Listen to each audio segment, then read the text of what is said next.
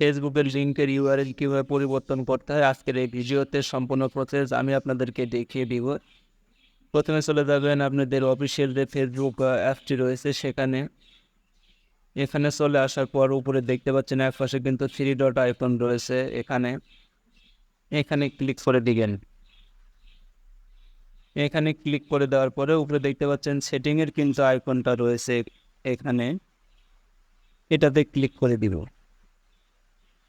এটাতে ক্লিক করে দেওয়ার পরে এখানে দেখতে পাচ্ছেন পার্সোনাল ডিটেলস নামের অপশন রয়েছে, এখানে ক্লিক করতে হবে। এখানে ক্লিক করার পর এখানে দেখতে পাচ্ছেন আপনার ফেসবুকের যে প্রোফাইলটা রয়েছে এটাকে এখানে কিন্তু নামটা রয়েছে এটার উপরে ক্লিক করে দিতে হবে। এটার উপরে ক্লিক করার পর আপনার যে কয়েকটা ফেসবুক অ্যাকাউন্ট রয়েছে এখান থেকে কিন্তু শো করবে, তো এটার উপরে আবারও ক্লিক করে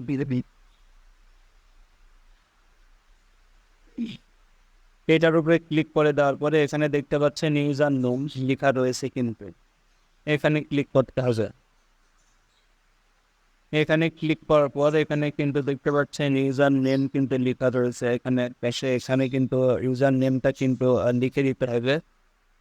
তো আমি আপনার ফেসবুক যে নামটি রয়েছে সেই নামটি অবশ্যই ব্যবহার করার চেষ্টা করবেন।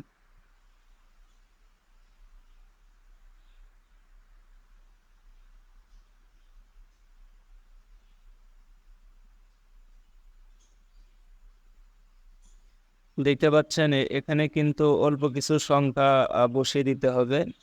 এখানে কিন্তু বেশি ওয়ার্ড বসিয়ে দিলে কিন্তু ইনভ্যালিড লেখা আসবে, এখানে কিন্তু নেবে না। তো অল্প কিছু সংখ্যা এখানে বসিয়ে দেওয়ার পরে এখানে দেখতে পাচ্ছেন আর ডান লেখা রয়েছে, এখানে ডান করে দিলে আপনার কিন্তু ফেসবুকের যে লিঙ্কটা থাকবে এটা কিন্তু অটোমেটিক চেঞ্জ হয়ে যাবে। যে নামটি এখানে বসিয়ে দিয়েছেন এই নামে কিন্তু ফেসবুকের যে লিঙ্কটা রয়েছে সেটা কিন্তু অটোমেটিকভাবে ডান দেওয়ার পরে বসিয়ে যাবে। তো এখন যদি কেউ আপনাকে এই নামে ফেসবুকে সার্চ করে তাহলে সর্বপ্রথম কিন্তু আপনার এই ফেসবুকটি চলে আসবে।